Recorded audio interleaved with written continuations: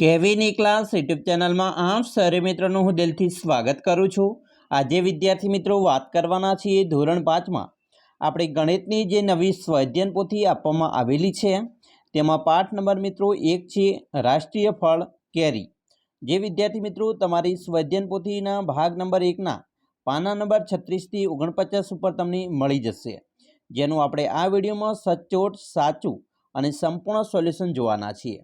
तो चलो विद्यार्थी मित्रों अपनी वीडियो की शुरुआत करिए। तेना पहला तमे खास करीने चैनल में नवा छो तो चैनल ने अवश्य सब्सक्राइब करी वीडियो ने लाइक और शेर करवानुं पण न भूलता।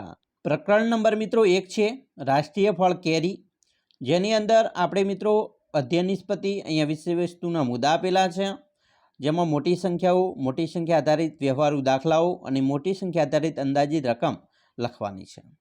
विद्यार्थी मित्रों આપણે સૌપ્રથમ પ્રશ્ન 1 છે યોગ્ય વિકલ્પ પસંદ કરી ઉત્તર આપવાના છે, જેમાં પહેલો પ્રશ્ન છે કે રૂપિયા 10 ની 100 નોટ એટલે કેટલા રૂપિયા। તો મિત્રો 10 ની પાછળ તમારે 100 નોટ એટલે 2 મીંડા ઉમેરી દેવા પડે।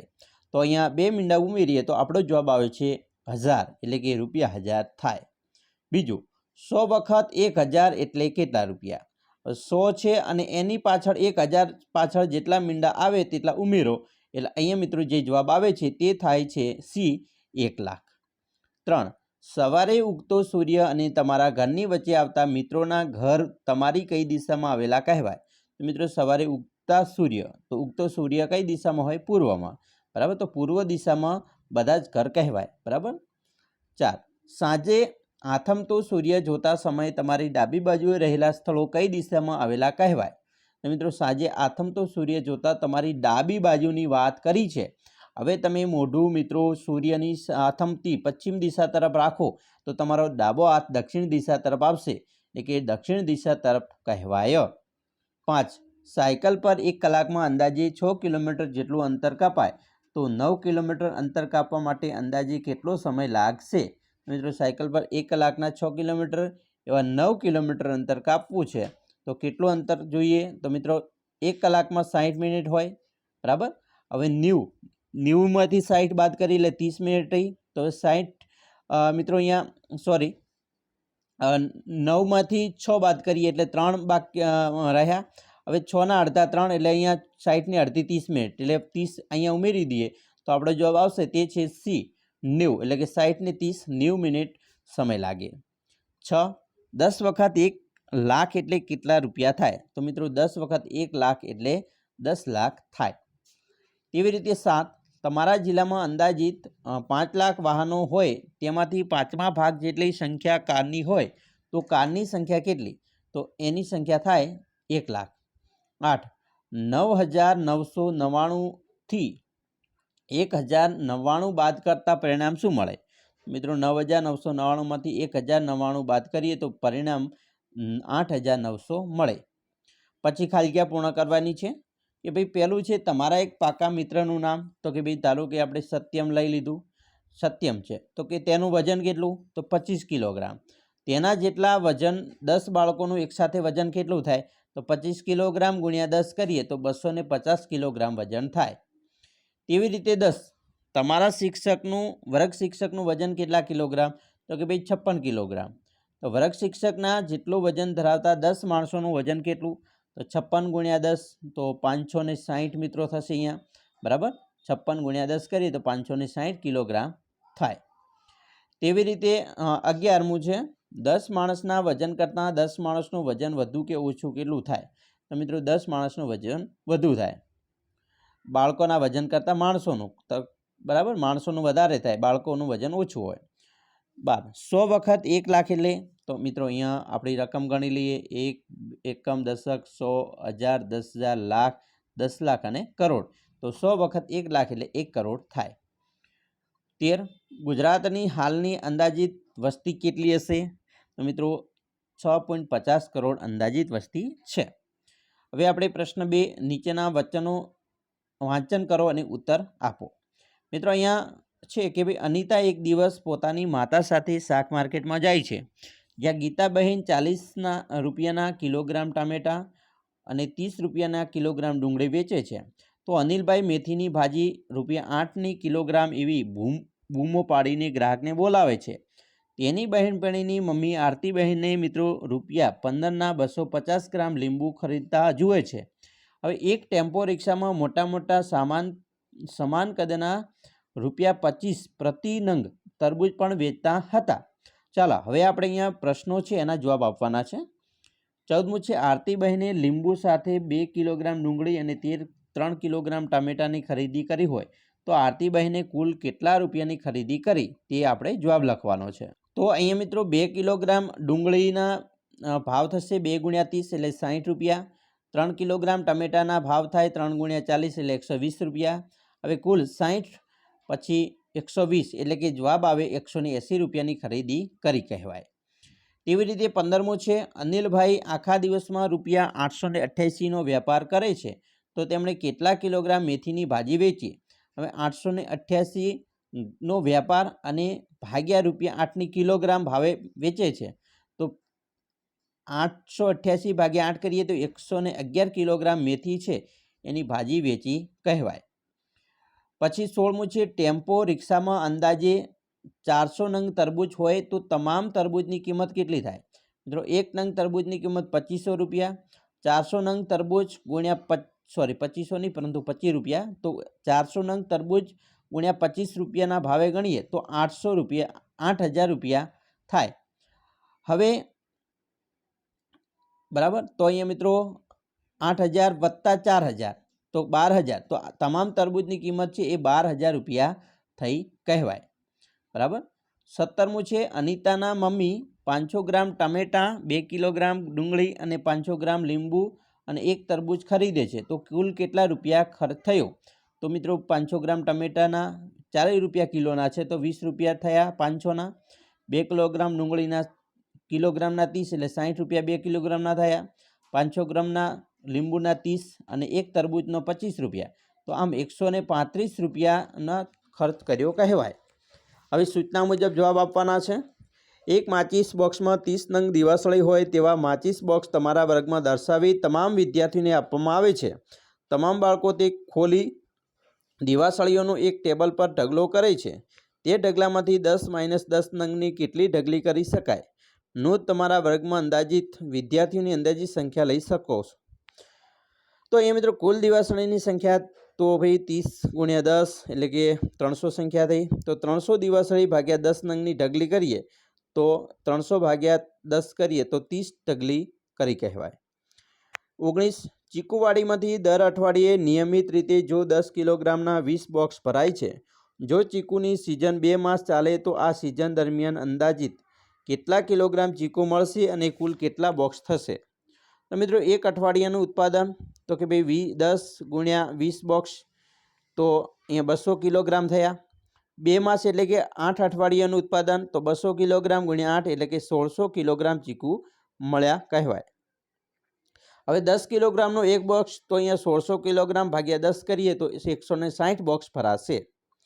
20, કોઈ કુટુંબમાં પ્રતિદિન 2 લીટર દૂધની જરૂર પડતી હોય અને દૂધનો ભાવ 50 પ્રતિ લીટર હોય તો જાન્યુઆરી માસમાં કેટલા લીટર દૂધ જોઈએ? કેટલા રૂપિયા ખર્ચ થાય? એક વર્ષનો અંદાજ પણ ગણો. મિત્રો જાન્યુઆરી માસમાં દિવસ 31 હોય, 31 × 2 લીટર દૂધ દરરોજનું એટલે કે 62 લીટર દૂધ થયું મહિનામાં. 62 ભાવ છે 50 રૂપિયા તો 62 × 50 એટલે 3100 રૂપિયા ખર્ચ થયો. વર્ષનો ખર્ચ 3100 × 12 કરીએ તો જવાબ આવે છે 37200 રૂપિયાના એક વર્ષનો ખર્ચ થાય. બરાબર. નીચેનું કોષ્ટક કેટલાક વાહનોની ઝડપ અને પેસેન્જર બેસાડવાની ક્ષમતા દર્શાવેલ છે, જેના પરથી નીચેના પ્રશ્નોના જવાબ આપવાના છે. મિત્રો અહીંયા વાહન આપેલું છે રિક્ષા, પેસેન્જર બેઠક 3 બેસે, ઝડપ 30 કિલોમીટર પ્રતિ કલાક. કાર 5 માણસો બેસે અને 90 ઝડપ છે. મિની બસ 32 માણસો બેસે, 70 ઝડપ છે. અને બસ 56 માણસો બેસશે અને 60 પ્રતિ કિલોમીટરની ઝડપ છે. પ્રતિ કલાકે કિલોમીટર પ્રતિ કલાક. તો હવે જોઈએ પ્રશ્ન. એક મિની બસ 2 કલાકના એક ફેરામાં અંદાજિત કેટલું અંતર કાપશે? રોજના 2 ફેરા લેખે એક અઠવાડિયાના અંદાજિત કેટલા પેસેન્જરનું વહન કરી શકે? હવે વિદ્યાર્થી મિત્રો જુઓ કે ભાઈ 2 કલાકમાં કાપેલું અંતર કેટલું? તો કે 2 ગુણ્યા 70 કિલોમીટર ઝડપ છે તો 140 કિલોમીટર. તો દરરોજના 2 ફેરામાં મુસાફરો 2 ગુણ્યા 32 પેસેન્જર એટલે કે 64 પેસેન્જર જાય. તો એક અઠવાડિયામાં પેસેન્જરનું વહન 64 ગુણ્યા 7 દિવસ અઠવાડિયાનું કરવાનું એટલે 448 પેસેન્જરનું વહન છે એ કરી શકાય. 22મું છે 45 કિલોમીટરના એક રૂટ પર પેસેન્જરને પહોંચાડવા કારને કેટલો સમય લાગશે? મિત્રો કારને 1 કલાકમાં 90 કિલોમીટર અંતર કાપે છે. 45 કિલોમીટર અંતર 30 મિનિટમાં કાપી શકે છે એટલે કે 30 મિનિટનો સમય મિત્રો લાગ્યો કહેવાય. એને એના પછી 23મો પ્રશ્ન છે એક કાર અને એક બસ 120 કિલોમીટર દૂરના સ્થળે પહોંચવા સવારે 6 કલાકે એકસાથે ઉપાડે છે. કયું વાહન બીજા વાહન કરતાં ઝડપી મિનિટ વહેલું કે મોડું પહોંચશે? તો અહીંયા મિત્રો કારને 1 કલાકમાં 90 કિલોમીટરનું અંતર કાપે છે, જ્યારે 120 કિલોમીટર અંતર કાપતા લાગતો સમય એને 80 મિનિટ જેટલો થાય. બસ 1 કલાકમાં 60 કિલોમીટર અંતર કાપે છે અને 120 કિલોમીટર અંતર કાપતા તેને લાગતો સમય 2 કલાક એટલે કે 120 મિનિટ થાય. બરાબર, 2 કલાક એટલે 1 કલાકની 60 એટલે 2 કલાકની 120 થઈ. તો બસ 120 મિનિટ માઇનસ 80 કારની મિનિટ તો 40 મિનિટ બસને મોડું થશે. તો આવી રીતે અંતર શોધી શકાય આપણે. 24મો છે એક કુટુંબને એક માસની આવક 18,000 છે. તે કુટુંબ માસિક ઘર ખર્ચ બાદ રૂપિયા 3400 બચત કરે છે તો તે માસના ઘર ખર્ચની રકમ શોધો. હવે વિદ્યાર્થી મિત્રો અહીંયા 18,000 એની માસિક આવક છે, 3400 એની બચત છે. તો 18,000માંથી 3400 એટલે કે 14,600 રૂપિયા માસનો ખર્ચ એને થશે.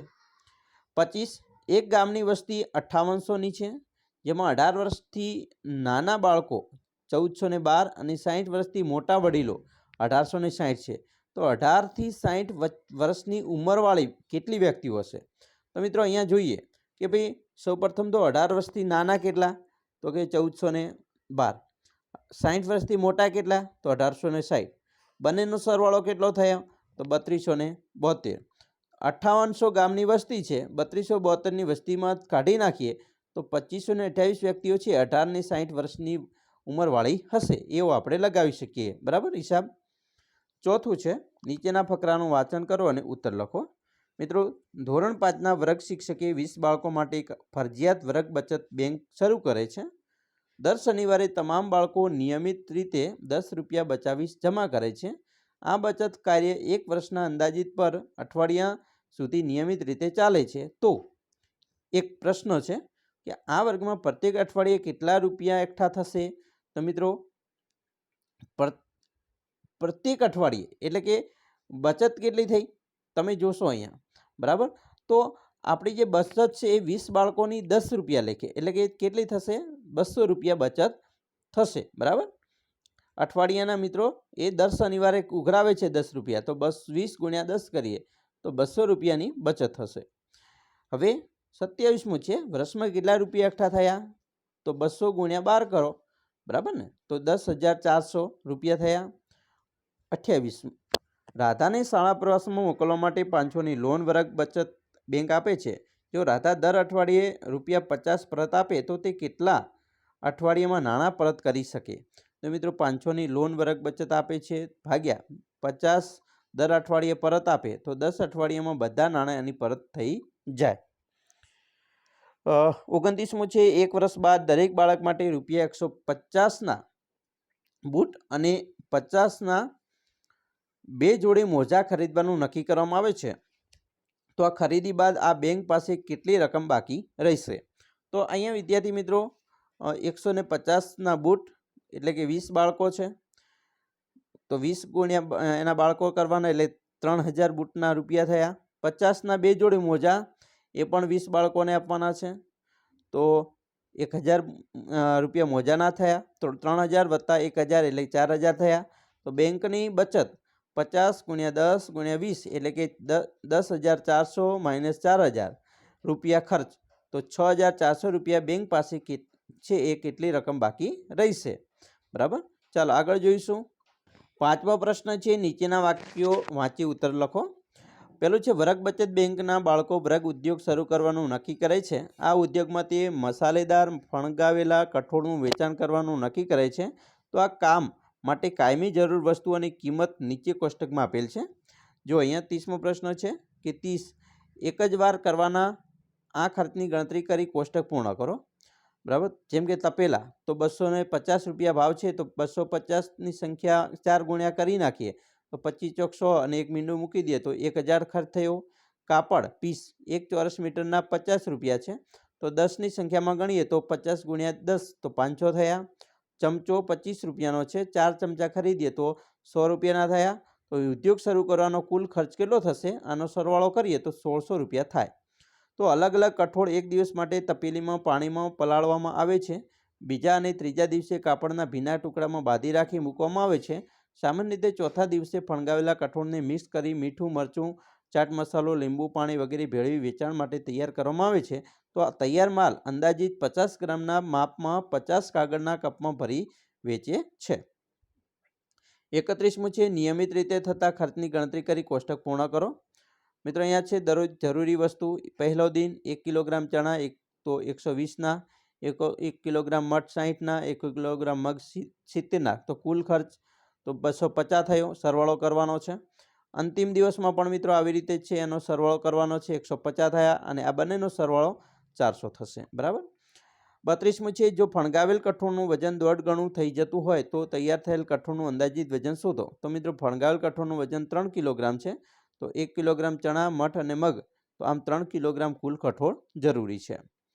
તો ફણગાવેલા કઠોળનું વજન 3 કિલોગ્રામ, કઠોળનું વજન 1.5 ગણું થઈ જતું હોય તો 1.5 ગણું એટલે કે 3 કિલોના 1.5 ગણું એટલે 4 કિલોગ્રામ અને 500 ગ્રામ થશે. બરાબર.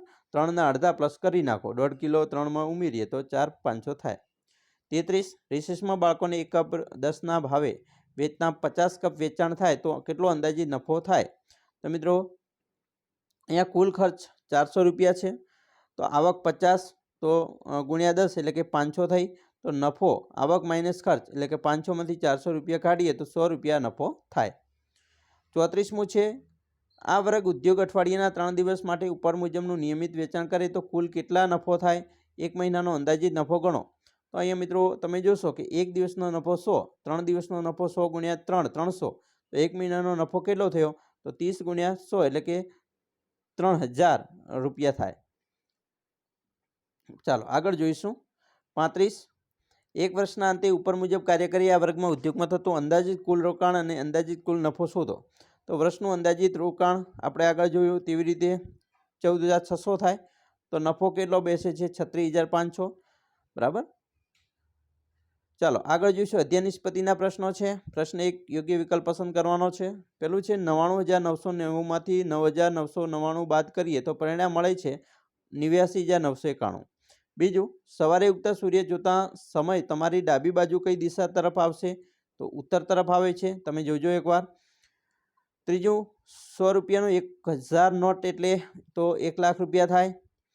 4 પેજ નંબર મિત્રો 32 પરની પ્રશ્ન 2ની માહિતી આધારે શાક માર્કેટમાં પ્રસંગમાં ગીતાબેન પાસેથી જે ખરીદી લે 4 કિલોગ્રામ ડુંગળી પરત કરી મેહુલભાઈ તેના બદલે તેટલી જ કિંમતના ટામેટા ખરીદવા માગે છે તો કેટલા કિલોગ્રામ ટામેટા મળશે? તો મિત્રો 3 કિલોગ્રામ મળશે.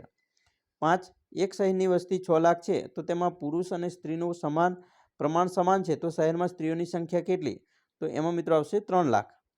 પ્રશ્ન 2 સૂચના મુજબ જવાબ આપવાના છે. મિત્રો અહીંયા પ્રશ્ન છે કે એક ખેડૂત આંબાવાડીમાં એપ્રિલ મહિનામાં નિયમિત રીતે રોજ 20 કિલોગ્રામ કેરી ઉતારે છે. જો મે માસમાં નિયમિત રીતે એપ્રિલ માસ કરતાં રોજ 10 કિલોગ્રામ વધુ કેરી ઉતરતી હોય તો તે મે માસમાં એપ્રિલ માસ કરતાં અંદાજિત કેટલી કેરી છે વધુ ઉતરશે?